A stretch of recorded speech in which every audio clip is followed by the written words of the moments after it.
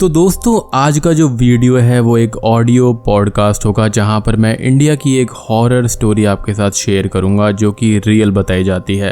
Best experience के लिए I would highly recommend कि आप ईयरफोन्स का इस्तेमाल करें। Just close your eyes and relax.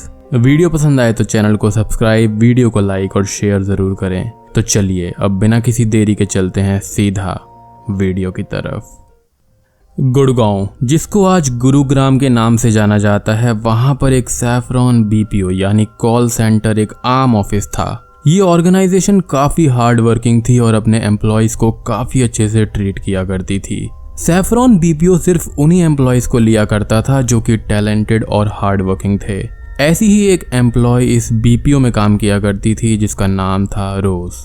वो काइंड, लॉयल और बहुत ही मेहनती लड़की थी। नेचर वाइज वो बहुत ही बबली और स्वीट थी। सब लोग उसको पसंद किया करते थे। रोज के बारे में कुछ अजीब सी बात ये थी कि जब उसका इंटरव्यू लिया गया तो उसने बस ये कहा कि वो अकेली है और एक अच्छा माहौल चाहती है। उसका ऑरा और उसकी वाइब बहुत ही ज्यादा अलग थी जिसकी वजह से सब उसको पसंद किया करते थे।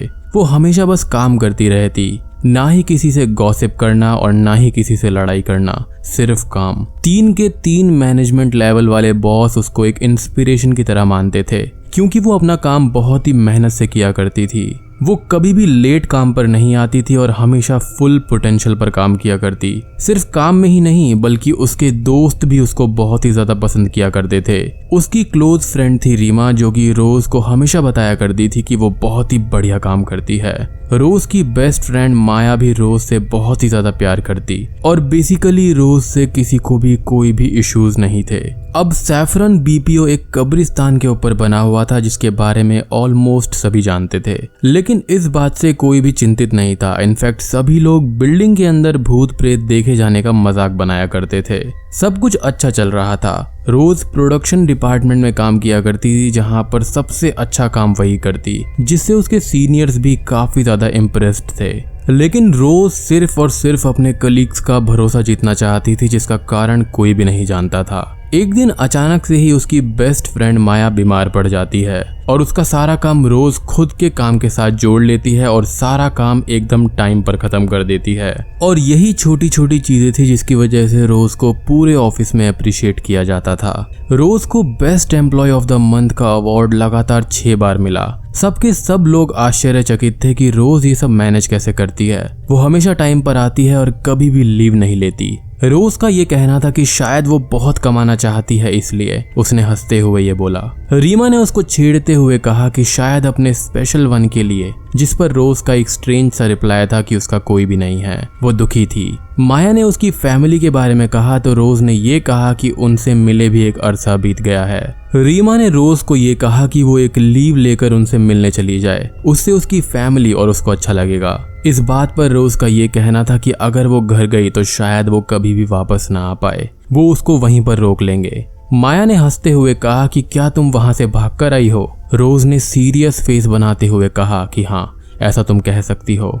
अब यहाँ पर माया और रीमा 100% श्योर नहीं थे कि रोज फैमिली की बात कर रही थी या फिर नहीं, और अब जो आगे होने वाला था वो किसी ने भी सोचा नहीं था। अब एक शाम जब ऑफिस बंद होने वाला था तो सब लोग अपना बैग और लंच बॉक्स पैक कर रहे थे ताकि सब घर जा सके। सब थके हुए थे लेकिन रोज वहां पर 1 मिनट और रुकना चाहती थी, जो कि काफी ज्यादा अनयूजुअल था। वो ऑफिस का क्लोजिंग टाइम था और रोज कभी भी ऐसा नहीं किया करती थी।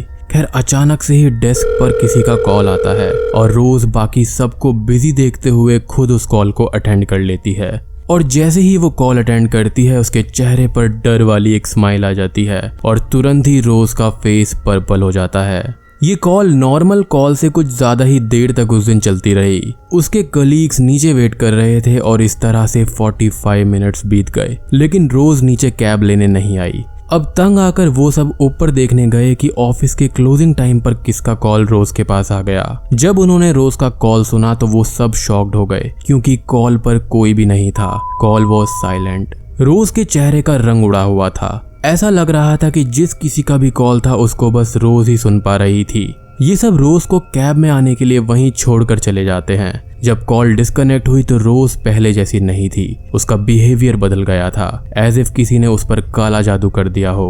वो बहुत टेंशन में भी थी लेकिन उसके चेहरे पर एक अजीब सी स्माइल थी, डरावनी स्माइल। वैन में आकर भी वो पूरे रास्ते शांत थी। किसी ने उसको कुछ भी नहीं कहा क्योंकि वो वहाँ की बेस्ट एम्प्लॉय थी, जिसके कारण से वो उसको परेशान करके उसका परफॉर्मेंस डाउन नहीं करना चाहते थे। अब रोज को उसकी यूजुअल बिल्डिंग के सामने कैब ने ड्रॉप किया, लेकिन जब वो आगे बढ़ी तो उसके चेहरे पर एक क्रीपी स्माइल थी। उसको सभी ने बिल्डिंग के पास जाते हुए देखा, लेकिन अंधेरे में खोने से पहले रोज पीछे मुड़ी और उसने अपने कलीग्स को बहुत ही बड़ी और क्रीपी सी स्माइल दी। उसका फेस श्रिंक सा हो गया और आंखें बड़ी बड़ी, और बस वो अंधेरे में गायब हो गई। अब जिस किसी ने भी उसकी वो स्माइल देखी थी तो कोई भी देखकर नहीं कह सकता कि ये एक स्वीट सी लड़की ऐसी स्माइल कर सकती है, और ये रोज हो ही नहीं सकती। अब यहाँ से चीजें एक अलग ही मोड़ ले लेती हैं, एज रोज अगले दिन काम पर नहीं आई, जो कि सबके लिए शॉकिंग था, एज वो कभी भी छुट्टी नहीं लिया करती थी। ये सब पहली बार हुआ था तो किसी ने भी ज्यादा ध्यान नहीं दिया और सोचा कि उसकी तबीयत खराब होगी, एज पिछली रात वो ठीक फील नहीं कर रही थी। सीनियर्स ने भी रीमा और माया से पूछा, बट उनके पास कोई भी जवाब नहीं था। बट ये सब पहली बार था तो किसी ने कुछ भी नहीं कहा। बट स्ट्रेंजली नेक्स्ट डे भी रोज काम पर नहीं आई। रीमा और माया को याद आता है कि वो तो अपनी फैमिली के पास नहीं जाना चाहती थी, तो रोज ने छुट्टी क्यों ली। कई सारी बातें उठने लगी कि शायद तबीयत खराब होगी या फिर वो थक गई होगी। बट रीमा और माया ने इन बातों पर यकीन नहीं किया, क्योंकि रोज कभी भी इन चीजों की वजह से छुट्टी नहीं लिया करती थी। कुछ लोगों ने ये कहा कि उसका बॉयफ्रेंड उसको छोड़कर चला गया होगा और वो पागल हो गई होगी। कुछ लोगों ने ये बोला कि उसने लोन लिया था और वो उस लोन को चुका नहीं पाई और भाग गई। ये सब चीजें कुछ दिनों तक चलती रही, बट रोज काम पर नहीं पहुंची। उसके मोबाइल फोन्स भी ऑफ थे। अब जब पानी सर के ऊपर से चला गया तो HR डिपार्टमेंट ने डिसाइड किया कि वो सब उसके अपार्टमेंट में जाकर पूछताछ करेंगे। वो सब उस बिल्डिंग के मालिक के पास गए और उससे पूछा कि रोज कहाँ पर है, बट उनको एक बहुत ही शॉकिंग जवाब मिला कि कौन रोज। उसका कहना था कि यहाँ पर कोई भी रोज नाम की लड़की नहीं रहती है। इनफैक्ट आसपास में पूछताछ करने पर भी सेम जवाब मिला कि यहाँ पर कभी भी कोई भी रोज नाम की लड़की नहीं थी। यहाँ पर चीजें बहुत ही ज्यादा उलझ गई थी कि अगर वो रोज नहीं थी तो कौन थी, और यहाँ पर कैब किसको ड्रॉप किया करती थी। अब अपनी बेस्ट एम्प्लॉय को कोई भी कंपनी ऐसे ही तो जाने नहीं देती, तो उन्होंने उसके घर पर कॉल किया कि रोज कब तक काम पर आएगी और अगर नहीं आएगी तो क्या रीजन है। लेकिन अब यहाँ पर जो जवाब उनको रोज की फैमिली की तरफ से आया, उससे पूरा सैफरन BPO और पूरा मैनेजमेंट हिल गया। उसके घर वालों ने ये बताया कि ये कोई मजाक है, राइट। रोज वापस कैसे आ सकती है, उसको कोई भी वापस नहीं ला सकता, क्योंकि रोज 8 साल पहले ही मर चुकी है। ये सुनते ही पूरी मैनेजमेंट के रोंगटे खड़े हो गए, और जब ये बात ऑफिस में डिस्क्लोज हुई तो माया को हार्ट अटैक आ गया और रीमा को ब्रेन डैमेज झेलना पड़ा। इस बात को सुनकर बहुत सारे एम्प्लॉयज ने ऑफिस ही छोड़ दिया। सैफरन BPO ने इस चीज को एक राज रखा ताकि उनकी रेप्यूटेशन खराब ना हो, लेकिन ऐसे राज दबाए नहीं दबते।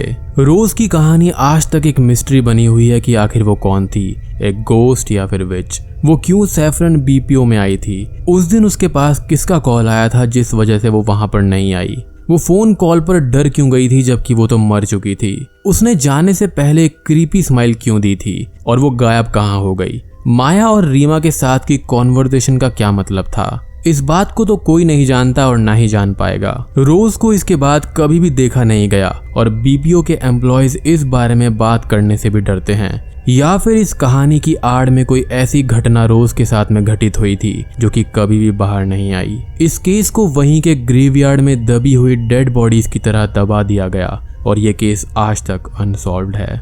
तो दोस्तों, ये थी सैफरन BPO की कहानी। उम्मीद करता हूँ कि आपको ये अच्छी लगी होगी, और अगर आपको ये चीज़ अच्छी लगी है तो इस टाइप के पॉडकास्ट मैं फ्यूचर में लेकर ज़रूर आऊँगा। तो उसके लिए एक लाइक कर देना, कमेंट कर देना, और चैनल पर नए हैं तो सब्सक्राइब ज़रूर कर लेना। तो मैं आप सबको मिलता हूँ अगली वीडियो के साथ में, तब तक के लिए स्टे